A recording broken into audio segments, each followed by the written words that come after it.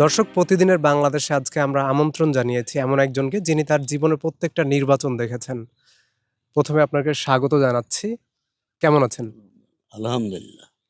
দেশের প্রায় প্রত্যেকটা নির্বাচন আপনি দেখেছেন। ২০২৬ যে নির্বাচনটা হলো, এই নির্বাচনটা আপনি কেমন দেখলেন?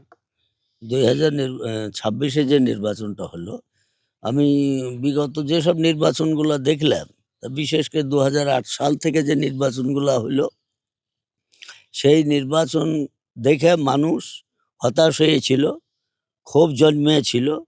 তো আমি মনে করি এই ২০২৬ সালের যে নির্বাচনটা হলো, এই নির্বাচনে মানুষের মনে একটা স্বস্তি নেমে এসেছে। একটা মানুষ একটা শান্তি পেয়েছে এই নির্বাচনে। প্রচুর মানুষ নির্বাচনে এসেছে, স্বাধীনভাবে ভোট দিতে পেরেছে, সেটা আমরা দেখতে পেয়েছি। আমরা এই জায়গা থেকে যা দেখেছি, তাতে মানুষ স্বাধীনভাবে ভোট দিয়েছে এবং এই নির্বাচনটা আমি মনে করি খুব সুন্দর হয়েছে। এই নির্বাচন কোনো ত্রুটিপূর্ণ নির্বাচন নয়। ১৭ বছর পরে বিএনপি যে ক্ষমতা পেল, এখন সরকার গঠন করলো, এখন প্রথম কাজ হবে দেশে একটা শান্তি স্থিতিশীলতা ফিরিয়ে আনা এবং মানুষ যে একটা দুর্ভিক্ষের কবলে পড়ে আছে, দ্রব্যমূল্যটা নিয়ন্ত্রণে আনতে হবে এবং মানুষের মধ্যে মারামারি, কাটাকাটি, হানাহানি, ছিনতাই, রাহাজানি এসবগুলো দূর করতে হবে। মানুষ যেন শান্তি পায় সেই দিকেই খেয়াল রাখতে হবে এবং সেইভাবে কাজ করতে হবে। সব মানুষই সমান।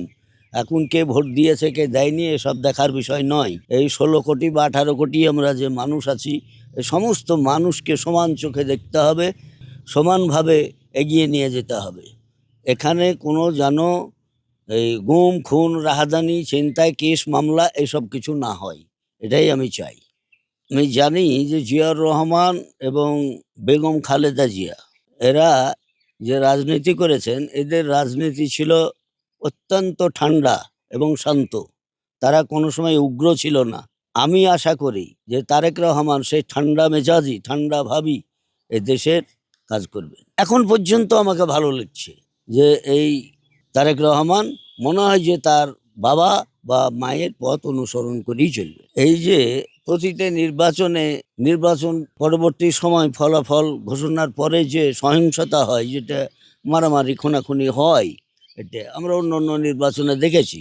তবে এই নির্বাচনে কেন হয়নি, এটা যে ১৬ বছর বা ১৭ বছর যে একটা স্বৈর শাসন ছিল, তার বিরুদ্ধে সমস্ত মানুষ ঐক্যবদ্ধভাবে অতিষ্ঠ ছিল, তারা সব বিরক্তিবোধ করছিল।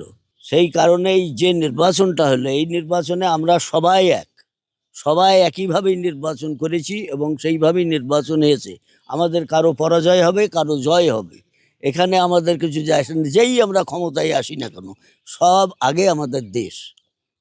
এই দেশকে রক্ষা করার ক্ষেত্রে আমাদের মধ্যে কোনো কাটাকাটি, হানাহানি, মারামারি হয়নি।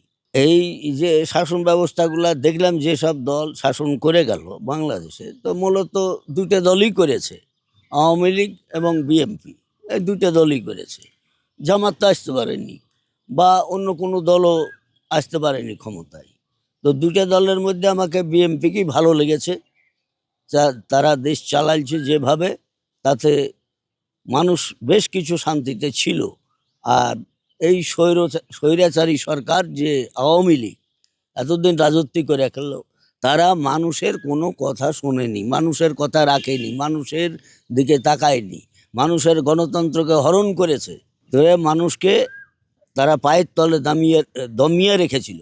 আরেকটা বিষয় জানতে চাই, নতুন যে সরকার দেশ পরিচালনা করছে, সেই সরকারের কাছে আপনার প্রত্যাশাটা কি? এই সরকারের কাছে আমার প্রত্যাশা, আশা যে দেশ এগিয়ে যাক, আমাদের দেশ এগিয়ে যাবে। আমরা সবাই এক, আমরা ভাই ভাই। এখানে হিন্দু, মুসলমান, বৌদ্ধ, খ্রিস্টান যারা আমরা আছি, সবাই বাংলাদেশি। আমরা সবাই কাঁধে কাঁধ মিলিয়ে আমাদের দেশকে এগিয়ে নিয়ে যাব। আমাদের সরকার যেন এখানে কোনো রকম দলীয়করণ না করে, এটাই আমার আশা বা ভরসা। ধন্যবাদ আপনাকে আমাদেরকে সময় দেওয়ার জন্য। আলহামদুলিল্লাহ।